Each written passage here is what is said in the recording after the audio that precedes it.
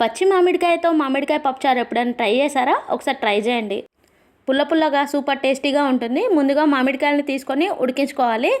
మామిడికాయ బాగా ఉడికిన తర్వాత కలర్ అయితే చేంజ్ అవుతుంది. ఇప్పుడు పైన తొక్క తీసేసి లోపల గుజ్జుని సపరేట్ చేసుకోవాలి. ఇలా తీసిన మామిడికాయ గుజ్జులో 1/2 లీటర్ వరకు వాటర్ వేసుకొని మామిడికాయ గుజ్జు వాటర్ అంతా కలిసేలాగా ఒకసారి బాగా కలుపుకోవాలి. ఇలా రెడీ అయిన మామిడికాయ రసాన్ని ఉడకబెట్టిన కందిపప్పులో వేసుకొని ఒకసారి బాగా కలుపుకోండి. ఇలా కలిపిన తర్వాత దీన్ని మరిగించుకోవాలి.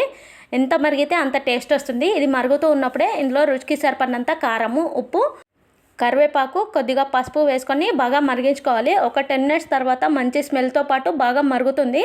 తర్వాత పోపు అయితే రెడీ చేసుకోవాలి. పోపు కోసం ఆయిల్లో ఆవాలు, జీలకర్ర, ఎండుమిర్చి, పచ్చిమిర్చి, కచ్చపచ్చగా దంచిన వెల్లుల్లిపాయలు, కరివేపాకు, పసుపు వేసుకొని పోపు రెడీ చేసుకొని మరుగుతున్న పప్పుచారులో వేసుకుంటే పుల్ల పుల్లగా ఎంతో టేస్టీగా ఉండే మామిడికాయ పప్పుచారు రెడీ అవుతుంది. నచ్చితే లైక్ చేయండి.